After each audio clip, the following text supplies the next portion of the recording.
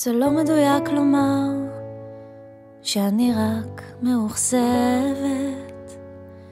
שאני בכלל לא כועסת, שאתה לא חושב עליי יותר.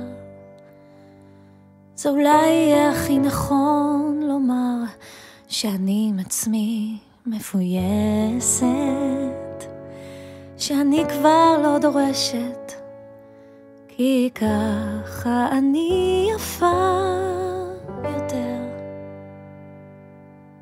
רוצה בכוח שוב לשמוע את מה שפעם נהגת לומר כל כך בקלות, בלי שתראה אותי בוכה לפני ותרצה אותי במהירות. רק 3 מילים, מה זה כבר דורש ממך? תנחם אותי עד הפעם הבאה. רק 3 מילים.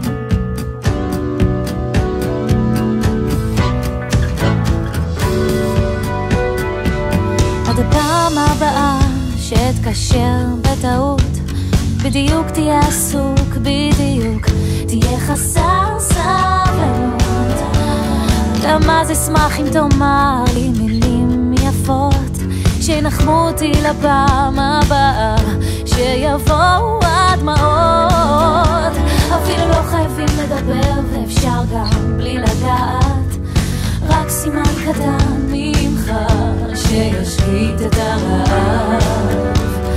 אפילו מבט או קריצנו תסתכל לכיוון, שתוכיח שצדקתי שאין כמוני בעולם, שאף אחת לא מגיעה לקרסולי, שכנראה עוד קשה לך לישון לבד, אף פעם לא הצלחת להתגבר עליי. רק 3 מילים, מה זה כבר דורש ממך? תנחם אותי עד לפעם הבאה. רק 3 מילים.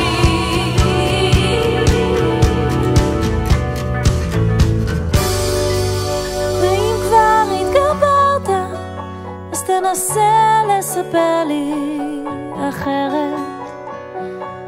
ברכות תשקר לי שלא תדע לעולם אישה אחרת.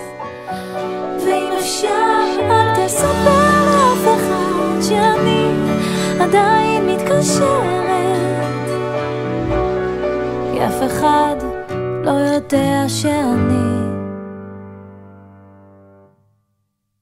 אני רוצה בכוח שוב לשמוע את מה שפעם נהגת לומר כל כך בקלות. רוצה בכוח שוב לשמוע את מה שפעם נהגת לומר כל כך בקלות. רוצה